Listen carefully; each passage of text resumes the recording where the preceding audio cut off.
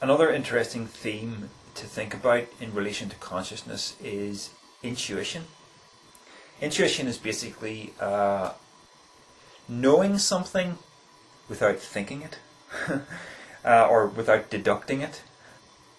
Is there such a thing as intuition? I think there is, yes, because I've experienced it to some extent. Sometimes the intuition can be really minor and insignificant. Sometimes it can be very profound. I've experienced both in my life. Basically, when you experience an intuition, it's kind of like when you have one of those thoughts. You hear an idea, and you may not even hear it from someone else. It might be something that you come up with yourself, and you think to yourself, I just know this is true, but I don't know why I know this is true, I just do. To give you an example of a really mundane one, there was one morning when I woke up early and had to go to the toilet, and while I was standing in the toilet doing my business, it was dark outside the window, and I had the thought, why did I have to wake up at 7:30 when there's only 10 minutes left? I normally get up at 7:50. There's only 10 minutes left, and it would have been 7:50, and now there's no point going back to bed now to get those other 10 minutes. And then I thought to myself, hold on a minute, how do I know it's 7:30? And I had this deep feeling, I suppose is the right word, that it was definitely 7:30 on the dot, not a minute later, not a minute sooner. And yet I know I didn't look at the clock when I left the bedroom, because I always keep the clock facing the wall, because I don't like the way the LEDs light up the room. So, I was struck with this sense of intuition about the whole thing, and it was potent enough that when I went back to the bedroom, I decided to check, and sure enough, it was 7:31 exactly, which was 1 minute sort of beyond the time I expected. But of course, I had to, finish what I was doing and wash my hands and all the rest of it. So it was spot on. The intuition was spot on. I'm not saying there's anything, supernatural about that, really. I'm just saying, it's possible to intuit something without deducting something. And that makes, that's very interesting, because the question that arises is, what other things can I intuit about life? Because I've had some other intuitions that seem profound to me, but again, they come without rational deduction. I would say the most profound one that I've had is, one of the most profound is, I'm very much a believer that we are all one consciousness. Right? Now, when I first had an intuition about that, I was reading about this idea in a book, and it just struck me, I was struck with the notion, there's something to this, but I can't quite wrap my head around it. And it wasn't that I just formally decided to believe in it. What I noticed was that, my behaviour started changing. I started treating people differently. I started treating other people better, because I would have these ideas that when I would be interacting with another person, I would be thinking, you better not say anything bad to this person, because you are that person. In other words, whatever you do to another person, you're doing to yourself. Now, it was a gradual process to wrap my head around what I was doing, but I started asking myself, hang on a minute, do you really believe this here? And I started thinking, I do, but I'm not quite sure why. So, what I was really doing, I came to realize, was, I was starting to identify myself, not with my brain and body, not with Darrell Sloan, but with consciousness as something beyond me, which was the essence of what I am. A singular consciousness that incorporates every other person, if you like. It is hard to wrap your mind around, but over the past year and a half, other pieces of the jigsaw have fallen into place, and this view that we're all one consciousness has gone from something in my mind that seemed to be true in a sense. It's gone from that to being the only thing that I think can be true. And I've put together quite a number of coordinates about this. One of them is when you start to think deeply about what consciousness is.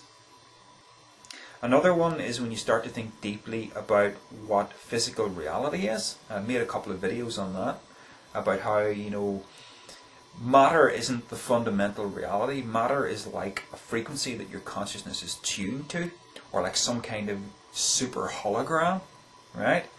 I've also been able to put together some really profound things about the nature of time and eternity.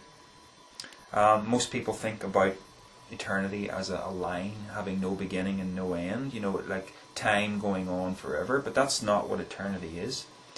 Eternity is a single moment of infinite awareness, right? Now, I'm not going to get into all that, what that exactly means right now, but I chose every single word of that very, very carefully. Eternity is a single moment of infinite awareness. This view that we're all one consciousness, I'm going to try and help explain it using some visual aids. So here we go. Think of yourself here, right? Terrible drawing, never mind. There's you, and you think of yourself as your mind here. Now I'm going to represent the one consciousness as a big circle, right? So what I'm saying is you need to move your point of reference from your mind to consciousness, and there is only one consciousness. So the tendency is to think of yourself like this. And then there's another person who is also one consciousness, right? There's their mind, and they're moving their point of reference to here as well. So the kind of mental construct you have is that you have, lots and lots of people represented by one consciousness, but the tendency is to still think about all of these minds as individual.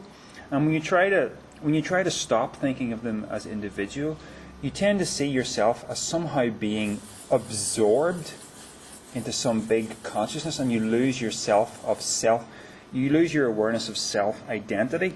Now that is the wrong picture of one consciousness. I'll explain what the right one is. Let's take a new sheet. Okay. There's you again. And this black blob here is your mind, right? Here is the one consciousness. Now, when you identify yourself as one consciousness with everything, this is what you are. That is you, right? So here's another person. And there's their mind. That is them. It's not that you're an aspect of the one consciousness. You are the one consciousness. You are infinite consciousness. For instance, there's,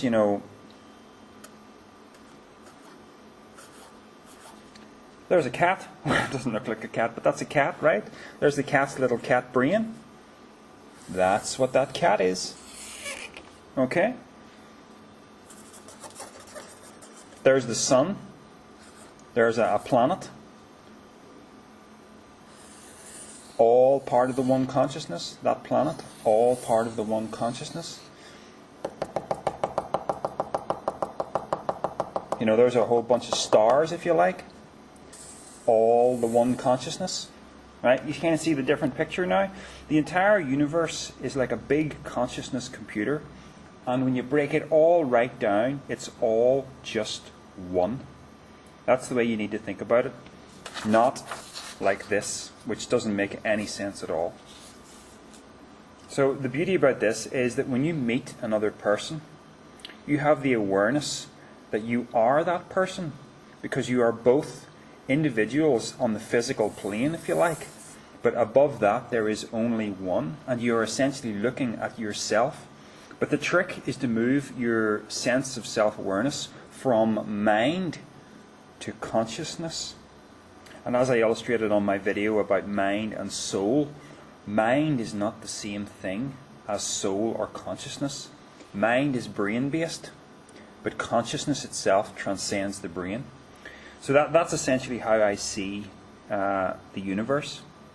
One big consciousness computer, at the bottom of which is just one big singularity that exists outside of space and time. Some people refer to this as God. You might call it the whole, the source, infinite consciousness, infinite awareness, the creator, whatever name you want to put on it. But this is what is behind the universe. So this down here in this little brain, this is me experiencing amnesia, if you like, from the full awareness of what I am. This is you experiencing amnesia from the full awareness of what you are. If we were to both die at the same time, assuming there's no other layer of soul except one consciousness, we would both realize at the same time we are one and the same being. Two minds, two personalities, two sets of memories, but one being, one awareness.